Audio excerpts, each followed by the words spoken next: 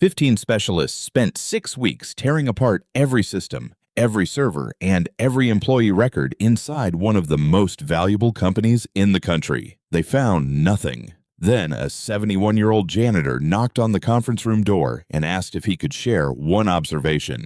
Within 20 minutes, the man who owned the building was standing in front of his entire staff, unable to speak. His name was Arthur. For 26 years, Arthur arrived at the Calloway Technology building at 9 in the evening and left before the first executives reached their desks the following morning. He pushed the same cart through the same hallways. He emptied the same bins. He wiped down the same glass partitions that separated people who made decisions from people who carried them out. In 26 years, almost nobody learned his last name. The company Arthur cleaned had been built by a man named Richard Calloway over nearly 3 decades. Regional newspapers described Richard as visionary. Industry publications listed him among the most respected figures in technology. His employees believed, or at least behaved as though they believed, that the company was too well constructed to fail from within.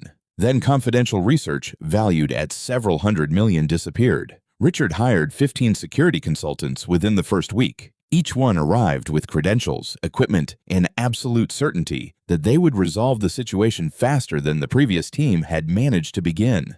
6 weeks later, every report contradicted the one before it. Suspicion had spread across every floor of the building. Colleagues stopped trusting each other. People who had worked side by side for years began avoiding eye contact in elevators. 3 employees were suspended without conclusive evidence because the investigation required visible progress, and visible progress required names. One of those employees was a junior software developer named Patrick. He was 29 years old with a 4-year-old daughter and a mortgage he had signed 8 months earlier. Within a week of his suspension, local news had connected his name to the investigation. His daughter came home from school one afternoon and told him a classmate had said her father was a thief. Patrick had done nothing. The most damaging lies are not always the ones spoken out loud. Sometimes they are the ones powerful people choose not to correct. Arthur watched all of this from corridors nobody monitored. He had spent 26 years developing an understanding of the building that no consultant with a laptop and a visitor badge could replicate in 6 weeks. He noticed patterns in behavior the way someone notices changes in weather, not because he was looking for them,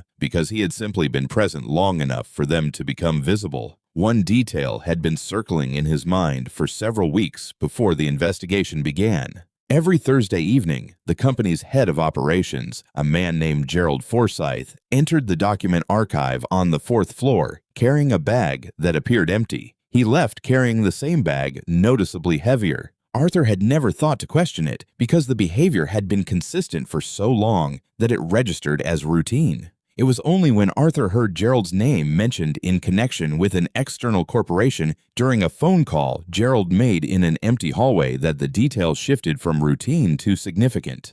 Arthur did not go to the investigators directly. He approached the front desk receptionist the following morning and asked politely whether he might be permitted to share something with the investigation team. He was laughed at, quietly but clearly. An executive passing the reception desk suggested that perhaps the supply closet had information to offer as well. Arthur waited. The lead investigator eventually agreed to give him 5 minutes, not because anyone believed he had something useful, but because 5 weeks of expensive work had produced nothing, and 5 minutes cost nothing to lose. Arthur sat down across from people who had stopped looking at him before he finished taking his seat. Then he described what he had observed. Gerald Forsythe. Thursday evenings, the archive room on the 4th floor, the bag that left heavier than it arrived, the phone call in the empty hallway about payments from an outside corporation.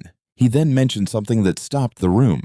There was a camera in the maintenance corridor adjacent to the archive room entrance. It had never been checked because the investigation team had categorized it as covering non-essential areas. Cleaning equipment storage, supply access points, nothing worth reviewing. Arthur cleaned that corridor every Thursday night. He knew exactly what the camera covered. The footage was retrieved within the hour. What appeared on the screen required no interpretation. Gerald Forsythe was visible, entering the archive, removing physical document files, and transferring them to a contact who met him in the maintenance corridor. The timestamps placed these exchanges across 11 separate Thursday evenings spanning nearly 3 months. The room was completely silent for a moment that felt much longer than it was. Truth does not announce itself. It simply waits in the places nobody thought to look until someone finally looks there. Then a second piece of footage appeared, recovered from a camera in the executive parking structure that the investigators had reviewed, but apparently not thoroughly enough.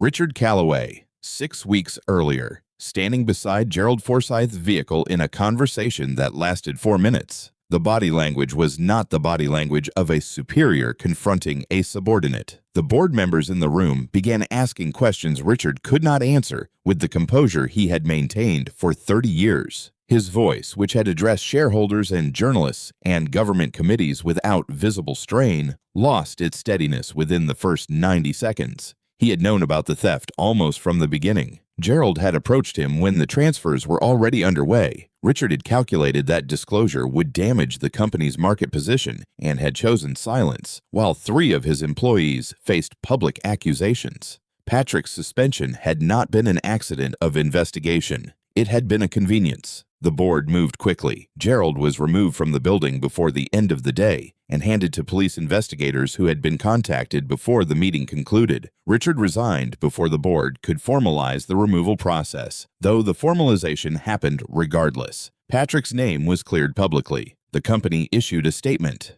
It was not enough, but it was accurate, and accuracy was more than Patrick had received for the previous 6 weeks. On the afternoon that the investigation formally closed, Richard Calloway walked through the building one final time. He found Arthur on the 4th floor, finishing the corridor near the archive room. He stood in front of Arthur for a moment without speaking. Then he said he was sorry, not for the cameras or the footage or the board meeting, for 26 years of walking past someone who had known this building better than anyone in it, and never once asking his opinion about anything. Arthur accepted the apology without elaboration. He said he appreciated it and returned to the corridor. New leadership took over the company within 2 months. Among the first policy changes was a formal process for any employee at any level to raise concerns directly with the board without passing through management filters. The policy was named informally by the staff. Nobody announced the name officially. It simply spread the way accurate things spread when people recognized them as true.